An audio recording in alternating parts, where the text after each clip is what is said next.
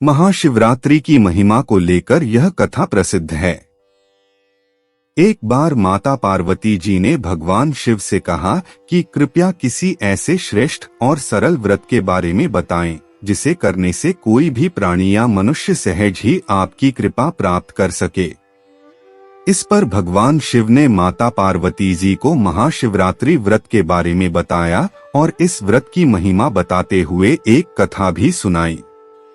एक समय चित्रभानु नाम का एक शिकारी था, जो पशु पक्षियों की हत्या करके अपने परिवार का पालन पोषण करता था।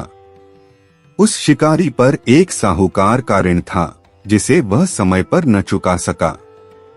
इस पर साहूकार ने शिकारी को एक शिवमठ के अंदर बंदी बना लिया। संयोग से जिस दिन शिकारी को बंदी बनाया गया था, उस दिन महाशिवरात्रि का त्योहार था। शिवमठ में जो भी धार्मिक बातें होती रहीं, शिकारी उसे ध्यान से सुनता रहा। साहूकार को वचन देकर शिकारी शिकार को निकल पड़ा।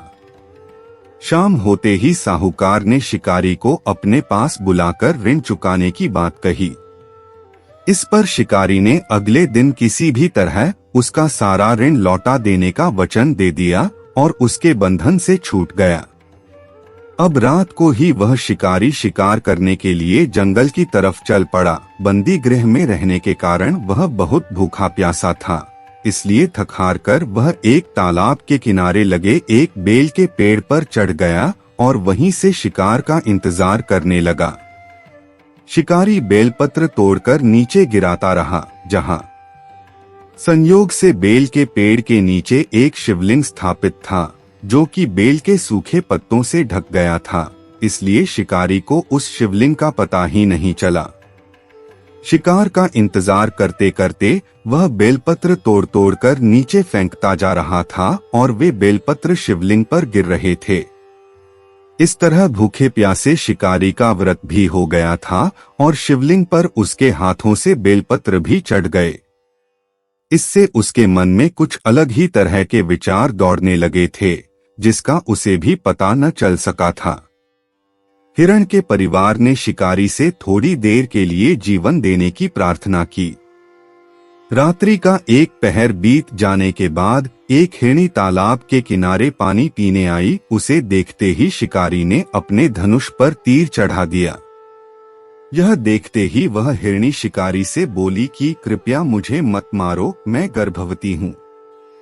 अगर तुम मुझे मारोगे तो एक साथ दो जीवों की हत्या करोगे, जो ठीक नहीं है। मैं अपने बच्चे को जन्म देते ही तुम्हारे सामने आ जाऊंगी, तब तुम मुझे मार लेना। उस हिरणी की बात सुनकर शिकारी को दया आ गई और उसने अपनी प्रत्यंचा ढीली कर दी। वह हिरणी पानी पीकर वहां से चली गई। कुछ देर बाद वहां से एक और हिरणी निकली। शिकारी खुश हो उठा।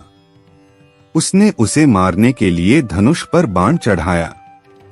यह देखते ही उस हिरणी ने विनम्रता से शिकारी से कहा कि कृपया मुझे मत मारो, मैं अपने पति की खोज में भटक रही हूँ। अपने पति से मिलकर मैं जल्दी तुम्हारे पास आ जाऊंगी, तब तुम मुझे मार लेना। उसकी बात सुनकर शिकारी को फिर दया आ गई और उसने उसे भी जाने दिया।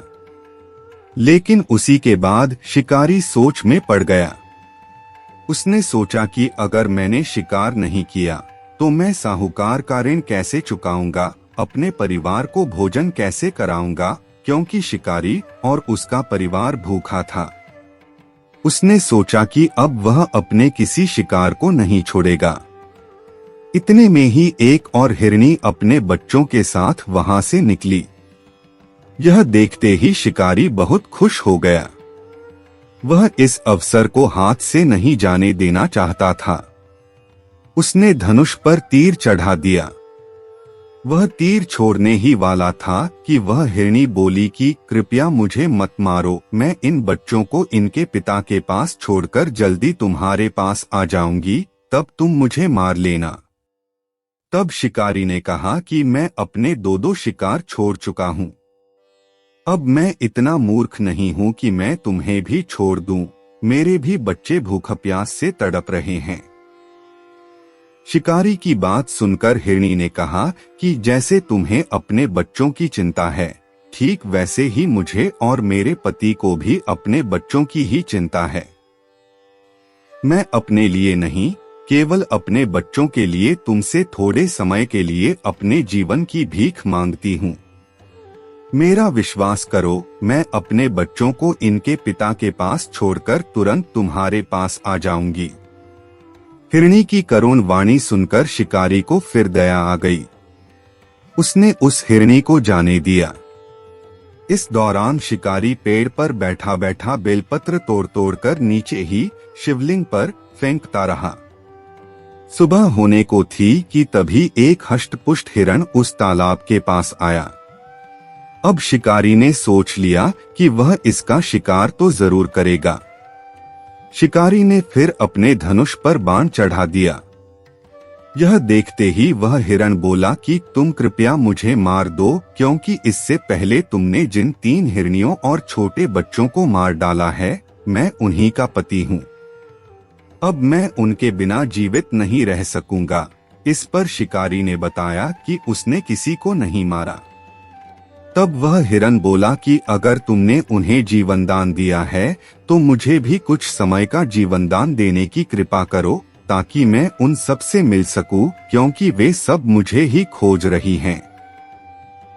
हिरण ने कहा कि कृपया मुझ पर विश्वास करके मुझे भी जाने दो। मैं वचन देता हूं कि मैं उन सब के साथ जल्दी तुम्हारे सामने आ जाऊंगा। शिकारी का हृदय परिवर्तन। पूरी रात जागकर, व्रत रखकर और शिवलिंग पर बेलपत्र चढ़ा चढ़ाकर शिकारी का हृदय कब बदलने लगा था, इसका पता शिकारी को भी ना चल सका।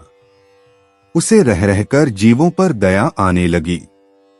शिकार करने के नाम पर उसके हाथ ढीले पड़ रहे थे।